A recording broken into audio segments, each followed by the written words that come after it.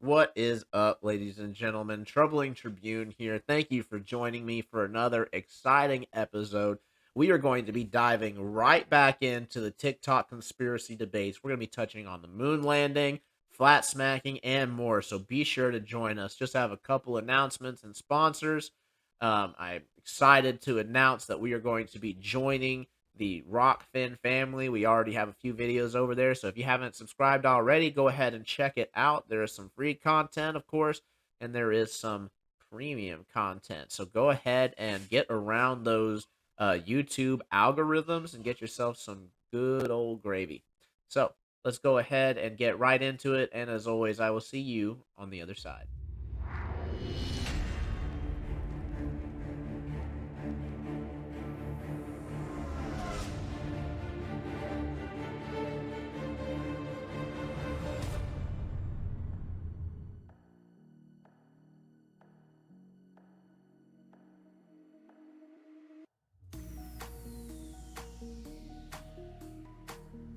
Getting schooled in a flat earther conspiracy debate, don't let that happen to you. Make sure that you're fully prepared and have all the sources you need over at truesmacks.com. Go ahead and check out their resource page, and they've dropped links to experiments, germ theory, flat earth, and all kinds of consultations and more. So don't miss out and don't be left behind next time you're confronted with a common straw man argument left by the other side. TrueSmacks.com, and don't forget your promotion code SKY for your 10% discount on your total order.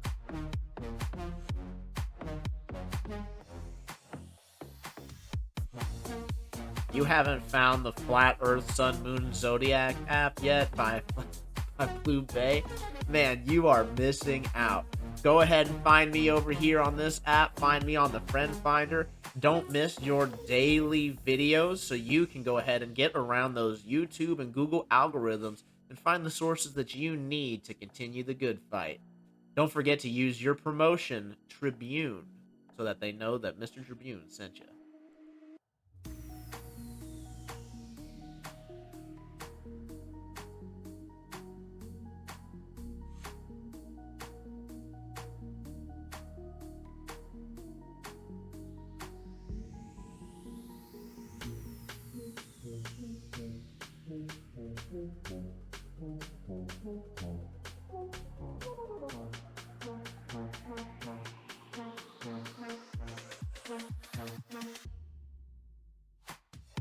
Most obvious evidence to me is sunset. If I look at a sunset, as the sun or even the moon dip below the horizon, they're obscured. If you're on the ocean, you can see it make its way behind the water. Just seems to fit the globe model, right? Sure. So, are you suggesting that that's only possible on a globe model? There's got to be some sort of bulge at the very least, but yeah, I think that supports the globe model.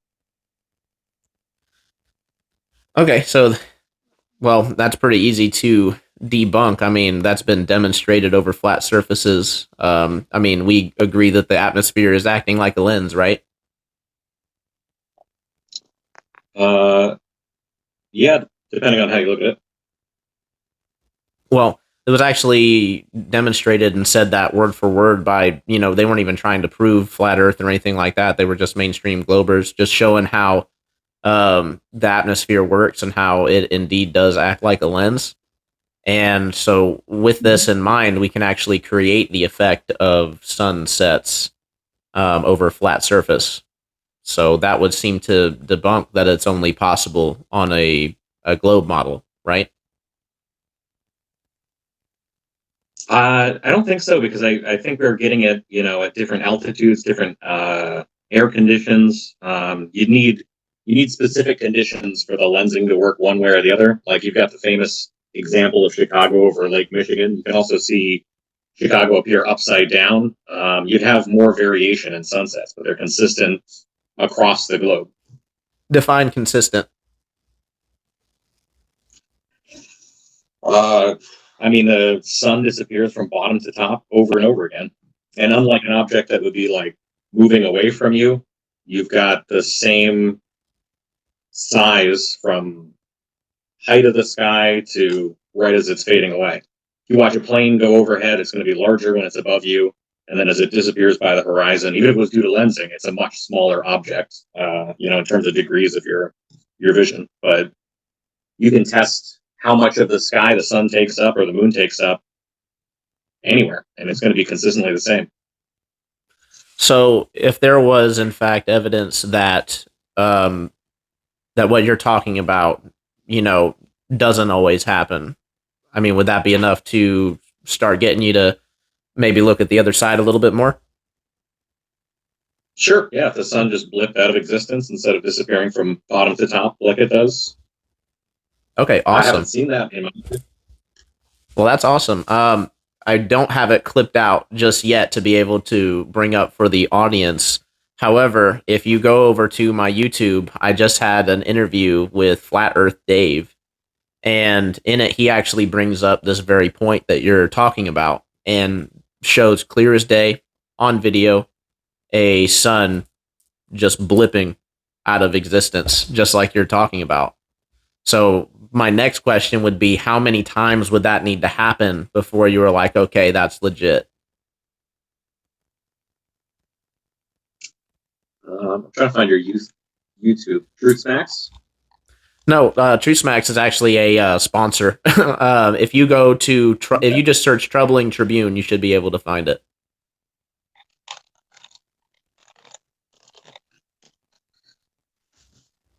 I would say that on this kind of stuff, I put a pretty high burden of evidence because this is the age of the cell phone. Everybody has a camera in their hands. I think that you'd have a point where you would have an overwhelming amount of evidence for the sun disappearing or for these kind of.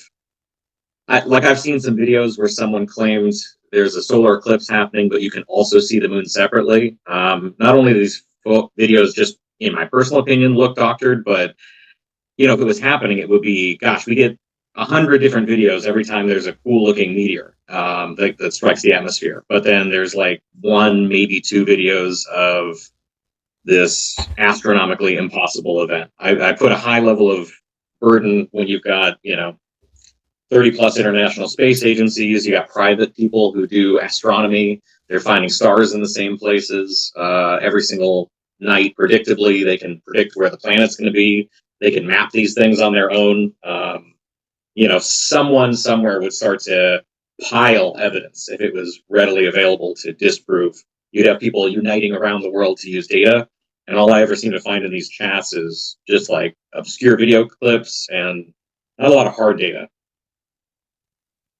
Yeah, most of the time when people refer to like hard data, they're really just asking for like a peer-reviewed, published scientific source, which a lot of stuff doesn't. A lot of stuff that challenges the mainstream, I'm sure we can agree, will just be decided to not meet that burden without it actually being adequately challenged, and we'll actually find that things that don't necessarily meet a very high burden of evidence get accepted, especially when we're talking about like gender studies and things of that nature. So, with all that being said, we do have, and to my knowledge, I'll even level with you that it's the only video that we've seen of the sun disappearing that I've personally seen. But that doesn't mean that it doesn't happen. And it does mean that people do need to be paying attention and hopefully document these instances more. But there are several videos of the sun getting smaller in the distance in different varying conditions. And these observations are almost always just explained away with the fact that there's not a solar filter present. And I can definitely level with that idea as well. However, when we meet that challenge and when a solar filter is presented, and when we still have evidence of the sun shrinking in size, um, this evidence is basically just dismissed or denied by either saying that, oh, well, it doesn't do it enough, or it doesn't do it at all, even though we can measure the pixels clear as day. Yeah, I mean, I guess when I hear that measure the pixels, it just doesn't sound like a very scientific way to go about things. I think you'd use a better type of device to prove something so I mean, when we're talking about measuring the angular size of something that we've filmed, what better way than by measuring the pixels? A So physical count. if But this it's is a not just thing that happens, he should be able to go live and prove that it happened. Otherwise, that video was done in post edit. I can mask a car and make it look like I lifted a car up, which I did already. So anything is possible these days with the new technology to edit video. Okay, so we're going with the pictures and videos aren't necessarily evidence. Can they so they can be doctored? Well, I'm talking about today's technology. We're not talking about the video and the images that were taken on film strip before CGI was invented. So let's not get those two confused. Well, you're actually a great person that I wanted to bring on because I was just looking at some of the camera stuff when it comes to the moon landing. So I was actually curious as to get some of your expertise, if you will, on that subject. I'm sure you've dealt with it before. Okay, well, I have a very yeah, good I think fascinating. I have a very good demonstration I could point out to you. When they were driving the lunar rover on the moon, if you look at how it kicks up the dust in the back of the lunar rover and then it like rooster tails and it falls right back down to the ground, that's only possible if there's no air to make that dust. What do you call it? Like a vortices. So it's not kicking the dust around and making it spin around. But here on Earth, if you look at any dust, like if you drive a car on a dirt gravel road, you're gonna see that the dust kind of lingers in the air because the wind is pushing the dust around. So if you compare the two, like the moon landing with the rover driving on the moon compared to a car driving on a dirt road, it's gonna look completely different from each other. That's pretty interesting. So, in your opinion, you would say that it's impossible to fake or recreate that dust falling off or flying off the back of the wheel, like you were talking about. Well, you would have to have a very gigantic vacuum chamber, which we don't have. And if you're looking at the how they drove the rover all across the moon, you can see that they really traveled very far distance. I mean, it seems like it would be pretty easy to just put it in a relatively, an area with relatively no wind and to then do it in slow motion or something like that. You're saying that that would look But completely different. yeah, so if you're driving a vehicle that has atmosphere, even though there's no wind around, when you move that vehicle through the atmosphere, it's going to create wind, right? Yeah, like the dirt getting kicked off the tires is going to run into the air, even if it's totally stale, and then it's Right, going to disperse. Whereas if you got a vacuum, you're going to get these kind of like almost perfect arcs that aren't disturbed by any other force. They're just running their course of physics through. right, Kind of like a ballistics calculation, that you might do. Oh, how far is this cannonball going to go? Ignoring air because it's too hard to calculate for, a breeze. Well, to be completely honest with you, I'm not a super big expert on the physics of that, but you said you had a demonstration. I'd love to see it. Let me see if I can put this in a different mode so that we can see it better. Give me one I don't second. have it. I don't have it pulled up. I was just saying, like, if you pull up the video of them driving on the moon in the lunar rover, you can see that does how it reacts to the no atmosphere. And then if you pull up another video of a car here on Earth driving down a dirt road, you'll see that it's two completely different things. Give me one second. I want to pull something up and get your opinion on. Oop, took away my green screen. There we go. Give me one second. Let me see if I can get this pulled up. Move out of the way. No, it's not showing up. Dang. Give me a second. Oh man, I wish that would show up. There's another shadow on the bottom that like crisscrosses. I was wondering what your thought was on that. Are you familiar with this picture? Yeah. So if you're looking at a shadow from, let's say, straight on, it's gonna look like it's like converging into each other. If you're looking at it from a side view angle, you're gonna see that they're parallel. Um, as far as the flag is in the image, it is not being pushed by any wind. What's happening is when the astronaut holds on to the pipe to place the flag into the ground, he's putting like a force on it, which causes the flag to move. So when people saying that there's wind because it looks like the flag is waving, it's not. It's only moving because the guy is actually holding onto the pole and moving it himself. So, another And thing here in this, uneven ground creates that too. well, there You was can see that same effect on Earth.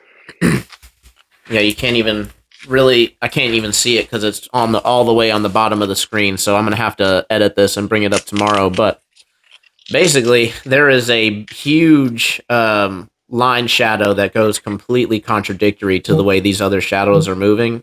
And we're assuming that this distant light source is the sun, which these light rays should be coming in Mm-hmm. parallel. I mean, I know you're saying uneven ground can create this effect, but if you could see how big this shadow was and the ground around it, I'm not sure if you would say that, unless, of course, you're just familiar with it and maybe just reaching for it. But I'm not sure I would reach for that same conclusion. Another Yeah. thing I So it. I'm sorry. It's a factor of several things. Like you said, the ground being uneven can cause it to like look like it's going in different directions. But also, as I was explaining, like how you're looking at the shadow. Are you looking at it from the side? Are you looking at it straight on? Are you looking at it at an angle? You know, all of those things plays a factor.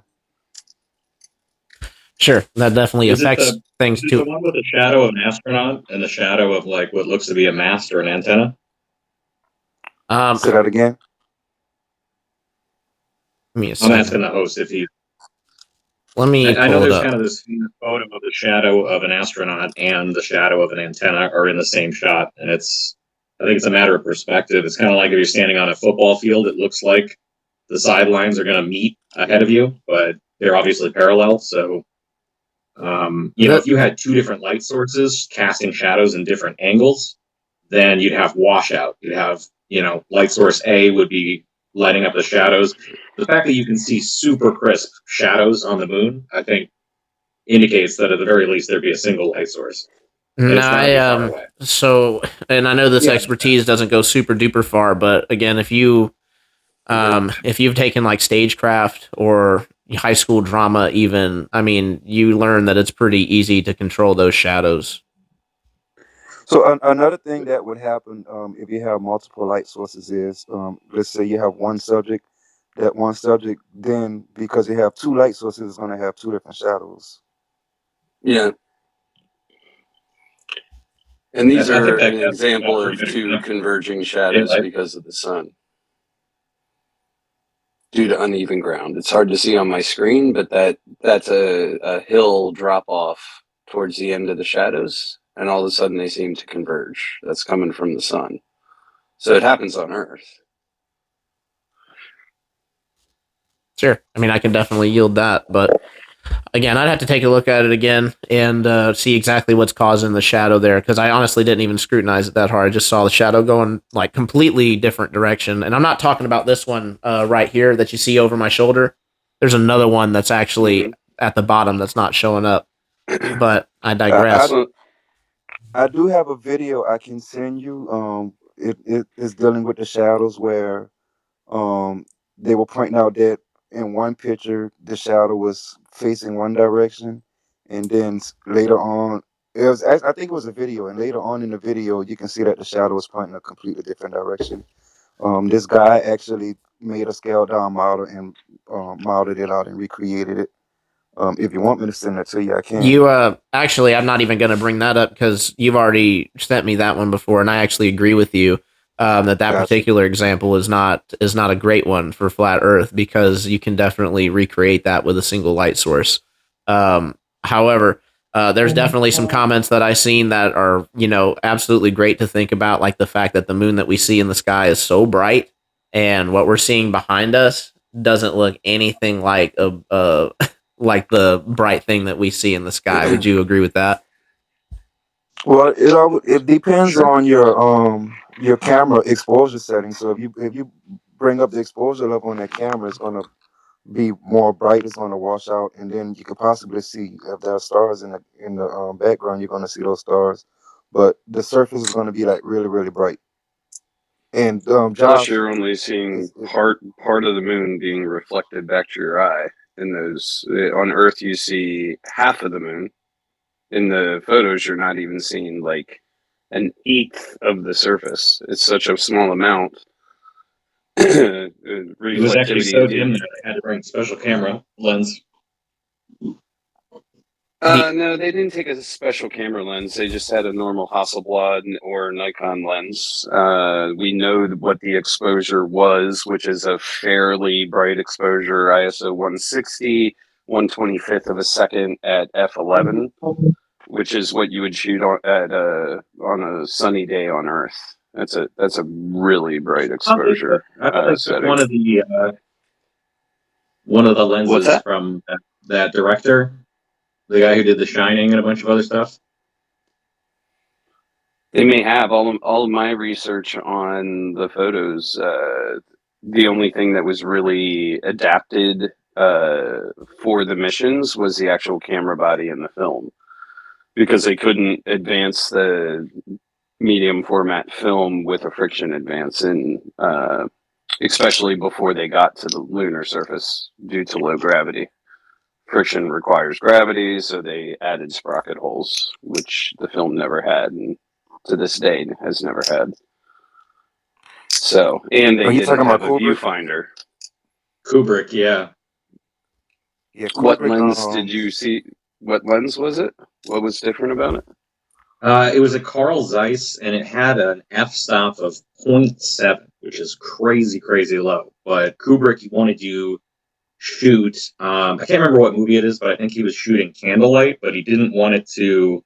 You can use lighting tricks to make it look like a room is candlelit. Like if any of you have seen that new Oh movie, yeah, yeah. Nope. They shot that whole thing in the day, and then they filtered it down to make it look like it was dark. But he wanted authentic. He was like a purist, and he was pretty popular at the time, so he could do this stuff. And he went to Carl Zeiss, and they built this 50 mil for him, and then I think they actually used it to photograph the dark side of the moon. So I'm incorrect. They didn't use it on the surface, but I feel like he's brought up in these circles sometimes, like the idea that it's all movie magic. And I think the truth is actually more interesting. That he built this for shooting super low light, and then it was, short of designing a brand new optic from the ground up, it was a great choice for space too.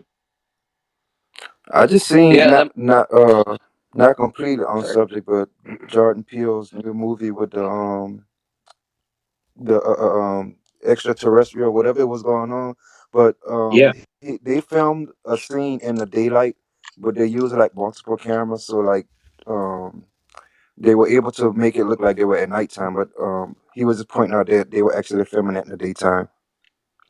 It's kind of cool the way they explained it. yeah. Yeah, I mean, you can probably come up with an explanation for anything if you have a think tank for it. So I have no doubt that there's no shortage of explanations for all this. But when you just look at everything as a whole, in my opinion, it definitely seems that it's more plausible that it was faked. And I know that they've had a whole damage control team come out and say, "Oh well, it'd be impossible to fake it." But there are actually tons of people who work with photography, work with movies, who do in fact disagree, and probably would disagree with a lot of y'all's points on it. Speaking of the cameras that were being used, I would just go ahead and ask, what kind of insulation were they using for the cameras? Why would they need insulation? For the film, Why would they need insulation for the film? to protect it from exposure and heat, Exposure to what? X-rays. So if you're talking about going through the Van Allen belts, I send film through X-ray machines even back before digital was a thing. Never a problem. And the claim is that going through X-ray machines can be far more deadly or harmful to film than going through the Van Allen belts. So if the lunar module was enough to protect the astronauts, obviously it's going to be enough to protect the film. The film's going to be in the spaceship with them. The film is much more sensitive, actually. It isn't. Yeah, but can't you block certain radiation with like a sheet of paper?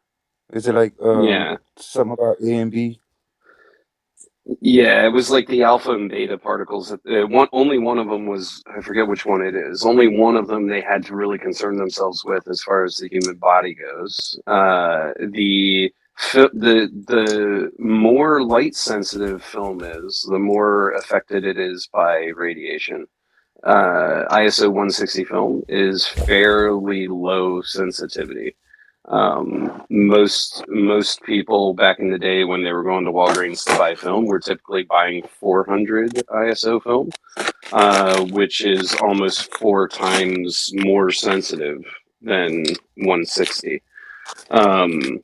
As far as the heat goes, and the cold goes, they planned their excursions at lunar dawn and lunar dusk, so the humans wouldn't have to deal with it. So they weren't out there in like 200 and some odd degrees or whatever the highest temperature is on the moon versus the lowest temperature on the moon. So, I mean, so there's also I don't know why they would. So there is damage actually. So there's 2 issues. You can see where radiation struck film. We can definitely hit that in just a second. But what I was just going to say, as far as like the issues, as far as dealing with the heat, you're aware with what kind of batteries they were using at the time, correct? Hasselblad doesn't have a battery. They didn't need so it was a specially made Hasselblad camera that didn't have a viewfinder. If it doesn't have a viewfinder, you're not going to need, the only reason for that camera to have a battery would be to run the light meter. If you're not looking through the viewfinder, you're not going to see the light meter, and all of the exposures in sunlight were exactly the same. All of the exposure in shadow was exactly the same. Well, I had read something from NASA that said it was unmodified, but maybe that was just one thing that they did decide to modify. Now, I will also direct the other issue is I'm sure you're probably familiar with this picture behind me. This is actually on where the film is to be put in, and this says remove the dark slide before installing. I'm sure you're familiar with what a dark slide is supposed to be used for. Yep. Okay. Yep. It's just a little. It goes over the film back. Yeah, it's just a little weird. A little piece of metal that you slide out. Why? The dark slide. If you remove that, I mean, that's what protects the film from exposure. Correct. So, do you know how a Hasselblad camera works? So I've never actually used a Hasselblad. Okay. So here I have a picture of the exact one they used on the moon. I'll bring it up. Whoops. Flip the camera, hit save. Okay. So this front part, lens, and this front square part, that's the camera. This back rectangular part with the curve.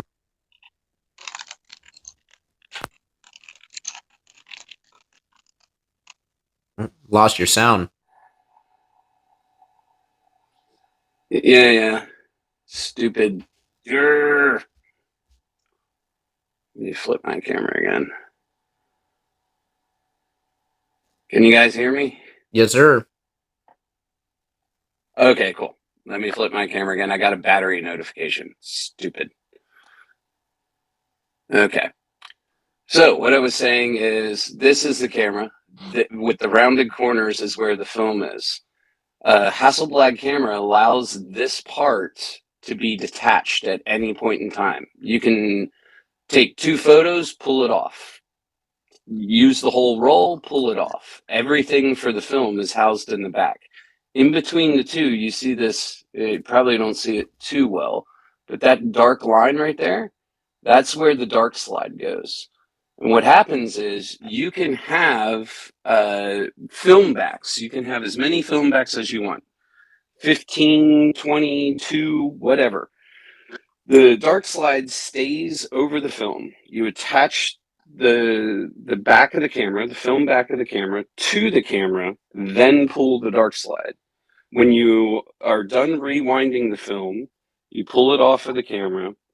You don't need the dark slide anymore, because as you rewind the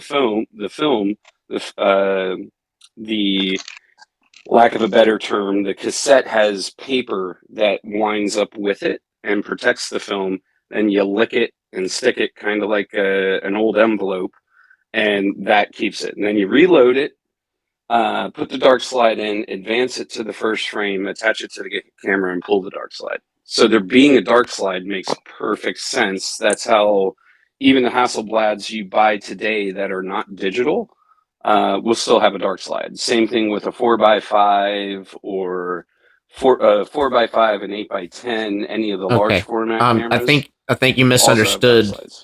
I think you may have misunderstood my point. I apologize if I wasn't clear about it. My point is that they're having you remove the dark slide, and that in an environment, like a bright environment like the moon during the daytime, I imagine that's something that you would need. So it's confusing of why they would have you No, remove it. the only, I think you're misunderstanding what I'm saying. Whether you're on Earth at noon, inside a house, inside a photo studio, on the moon, wherever you are, the dark slide is there to protect the film from being exposed before it's put onto the camera. Once you pull the dark slide out, there is a mirror inside. Technically, an Hasselblad camera is a single lens reflex camera. It has a gigantic mirror, just like even a DSLR has a mirror, except it's not protecting film, it's protecting the sensor. So once you pull the dark slide, the mirror protects the film from being exposed. The dark slide is only in use when you're detaching the film back from the camera. It is just there so you can remove the film back and therefore take out the film or load more film. In Apollo's case, they weren't going to be able to unload film and reload film on the lunar surface, so they had multiple film backs that they would just plop on, pull the dark slide, Bob's your uncle, you go on. It probably would be hard for them to be removing with those big gloves on too. Yeah, I believe there's not a photo with the dark slide in. I believe the dark slide they increased the size. It just has almost like a little metal ring that you can grip with your fingers. They just increase the size of that, is my assumption. If they're going to alter the camera to the point where they don't have a viewfinder, and then alter the film backs so the film backs have sprocket holes, and now the film has sprocket holes, all of which to this day still doesn't exist, then adding a bigger ring to stick the gloves into wouldn't be an issue. That would be the easiest part of it all. Well, my next question would then be, why would they not weather protect the Hasselblad camera? Weather protected? What weather would they be getting into? Well, specifically the dusty environment of the lunar surface. There's very few moving parts on those old cameras. You should see what my film cameras have been through back in the day. Being a journalist, they would come back just completely covered in mud and whatever, and still those old film cameras, especially like pre-1980s film cameras, were basically gigantic door stops. You could beat the hell out of them and they would still work because there's very few moving parts. And They don't really have external either. And back to the point where I was talking about how the dust what the lunar rover is kicked up in and it falls right back down, there wouldn't really be any dust flying around on the moon's surface, especially if you're holding the camera over the surface. As long as it's not falling on the ground, it's not going to get anything on it.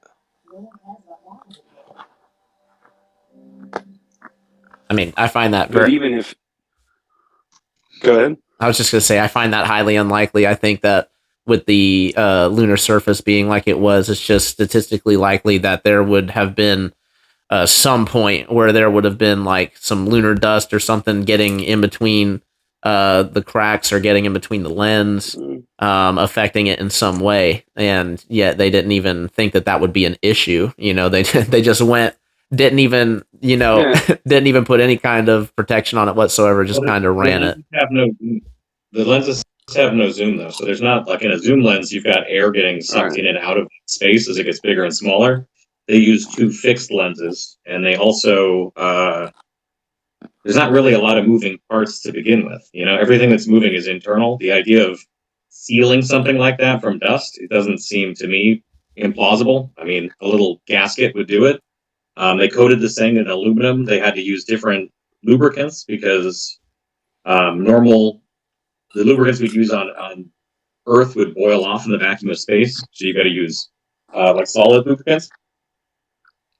So there's thought into the design of it, at least. Yeah, I mean, they knew the vacuum. They knew it was going to be cold.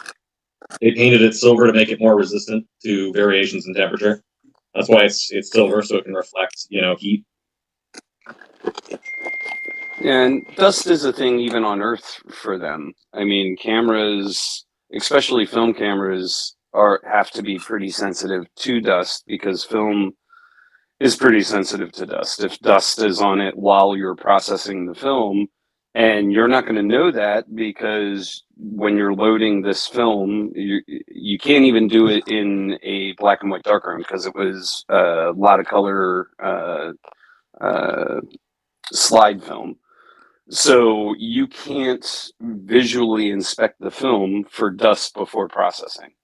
Depending on how they processed it, if NASA had just their own little lab, it's just one guy loading it onto a reel. I've done it many, many times. And if dust is there while you process it, it's there permanently.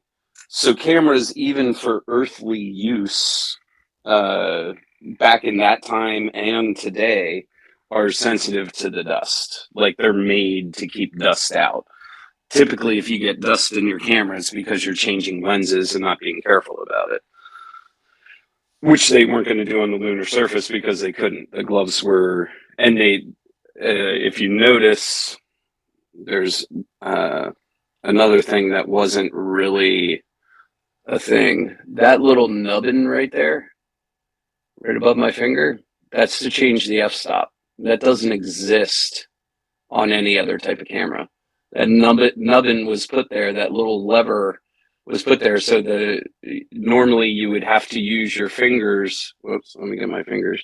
You would have to use your fingers on the ring and go like that. With that little lever, they could just use one finger and slide it. But they didn't really have to because they predetermined what the exposure was going to be, which is something you can also do on Earth. They were basically using a form of the Sunny 16 rule, and the Sunny 16 rule works anywhere, anytime, any place on Earth, as long as you're in full sun. So they predetermined it. It was pretty easy to do, and obviously it worked. So they wouldn't really have to change the f-stops. Well, I mean, let's just be honest. Everybody, anything can work if you reverse engineer it and design a whole model for it to work. If we're talking about a set, just to beg the question a little bit. But you guys have done a pretty decent job of defending the camera claims that I've found. So I can definitely appreciate that. Thanks for teaching me a little bit about some cameras. My next question, I guess, would be, do you think the justification that they give for losing the telemetry data is a good one?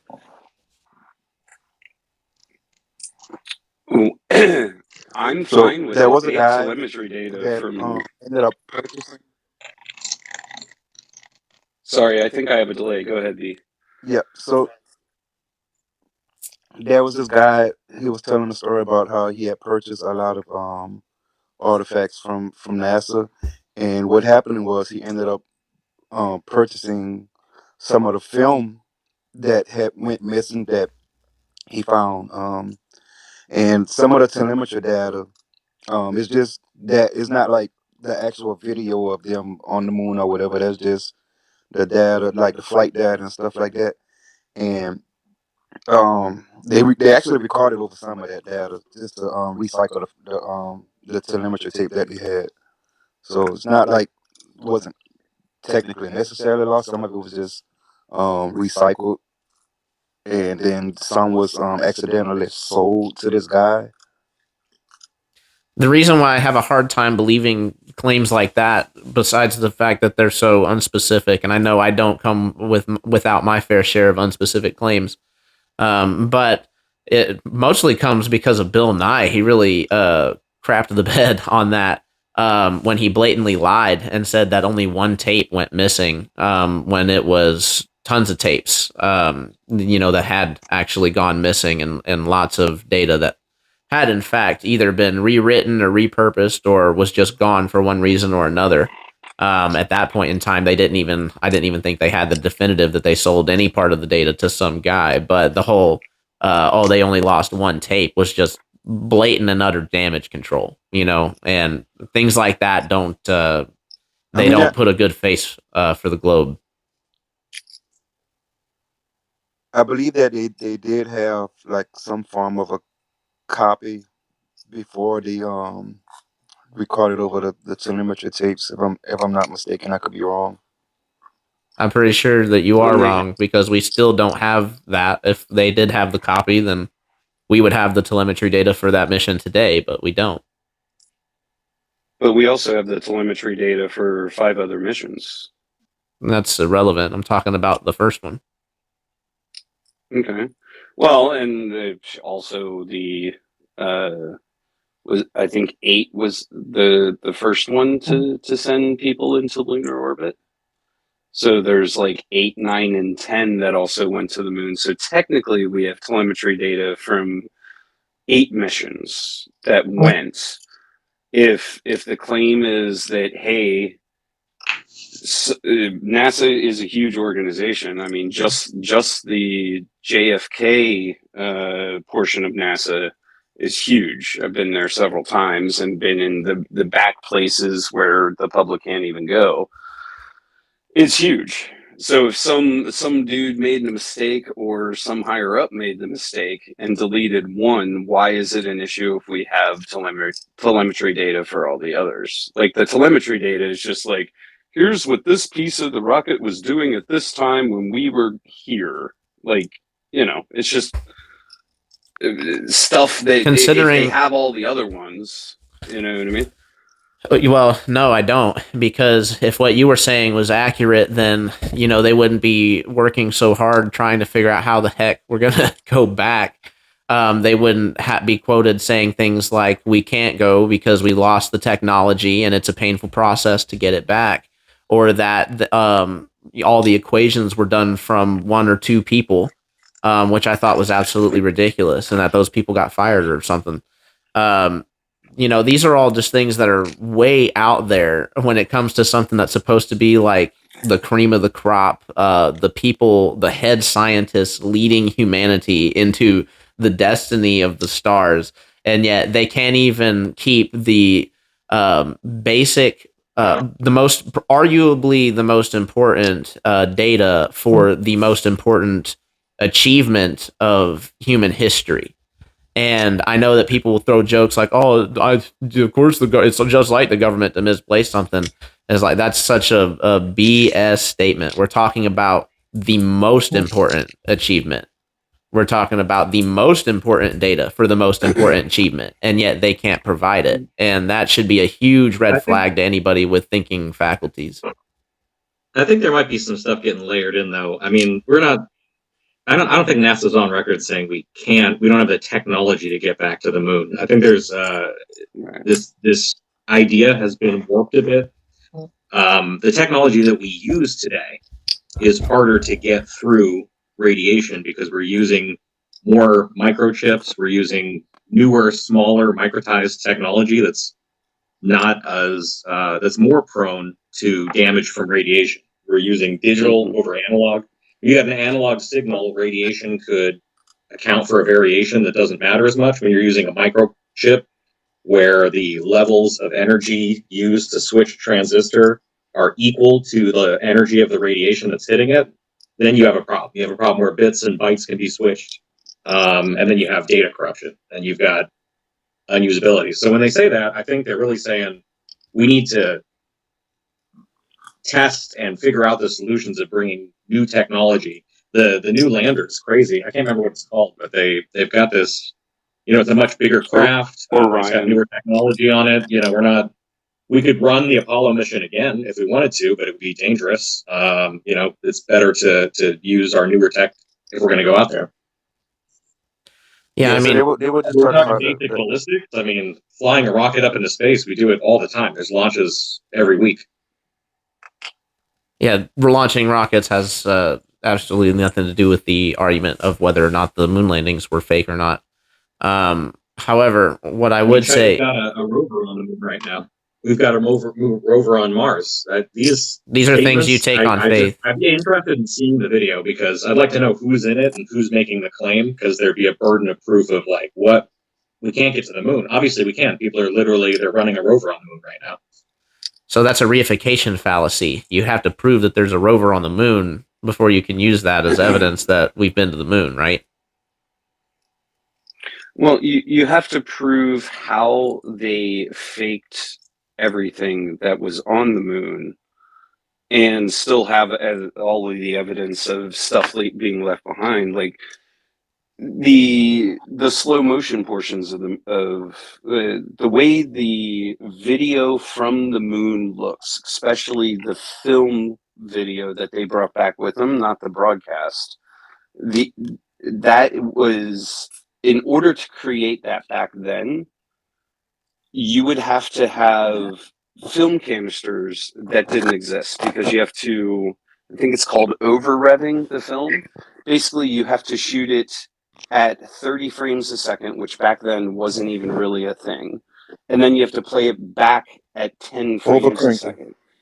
Overcranking, that's what it's called, not over revving. So if you overcrank the film at the lengths of time that they show the film, like they'll have however many minutes, half hour, whatever it is, it comes out to like 5,000 feet of film. But the canisters, the magazines that they had for that film back then, held far less, like less than 1,000 feet, I believe it was. I could be misstating the numbers, but it was definitely less than 5,000 feet. So you would have to have multiple